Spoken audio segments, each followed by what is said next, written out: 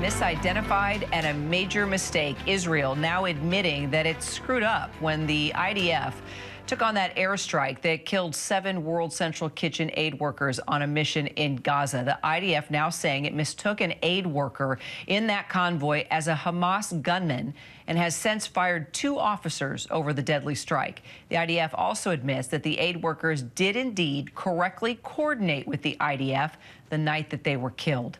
The U.S. is now reviewing the IDF's preliminary report, while World Central Kitchen is calling for an independent investigation. Israel also says it's now going to open border crossings to get aid into Gaza after a pretty tense call between President Biden and Prime Minister Netanyahu. Secretary of State Antony Blinken says he's welcoming the change of mind, but says the true test is yet to come.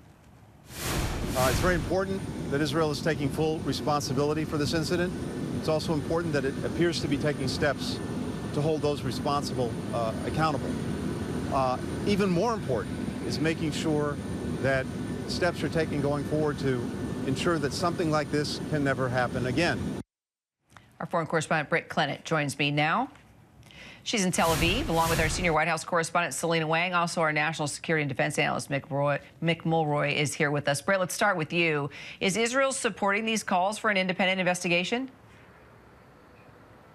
Well, the IDF so far has ignored these calls for an independent investigation into what happened, though it did say it would make its findings public, and it has done. The IDF created and provided a map graphic, which was they showed to the press, and they say is the time and location breakdown of the World Central Kitchen's vehicles movement across central Gaza that night. Now, it starts with the convoy departing from the pier. Then at some point, as it heads southward, IDF drone operators mistook an aid worker carrying a bag for a gunman.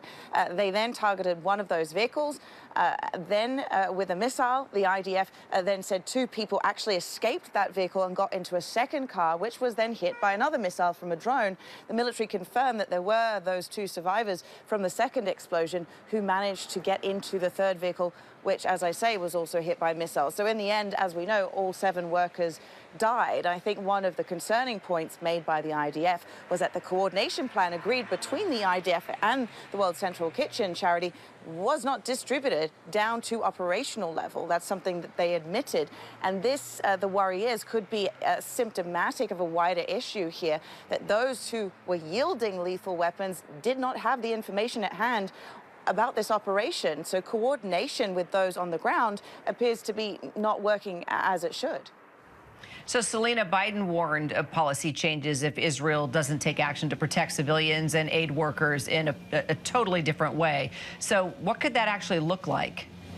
Yeah, Kira, so this could include U.S. changes to military or diplomatic support for Israel. But for now, the White House says they're taking a wait-and-see approach. They say it is a good start that Israel has promised to open those new border crossings to allow more aid in, but they need to see how it actually plays out. And Kira, if they don't, well, the White House isn't saying in specific what the consequences could be, but it could include slow-walking military aid, it could include putting conditions on that military support, or it could include the U.S. pulling back some of its support for Israel at the United Nations. Thus far, we've seen the president resist those growing calls to put conditions on military aid, but now the president is essentially telling Netanyahu, make changes or else. So, Mick, Biden and Israeli Prime Minister Netanyahu, they did speak yesterday for the first time since the deadly strike. Netanyahu appears to be creating more routes now for humanitarian aid to actually get into Gaza. How do you know that those routes will be safe, to travel? So, Kara, it certainly is good news that these routes are being opened. We need to have as many routes as possible, air, sea, and land. As far as whether they'll be safe, they can be, absolutely. And that's something I think the U.S. Military could, quite frankly, help with, because we have a lot of experience, 20 years of combat operations in Afghanistan, for example, with aid workers, with UN folks, with all sorts of people moving in and out of battle spaces. There's a lot of means, technical means, that can be done to really help ensure that this never happens again. And I think that's one of the places that our experience could really help with. Of course, as you point out, they can all be in place, but they have to make sure they're distributed. And that's something that the United States also has experience with, to make sure that people know when other individuals are crossing through their area of operations, to ensure that nothing like this would happen. It is definitely possible to do this safely.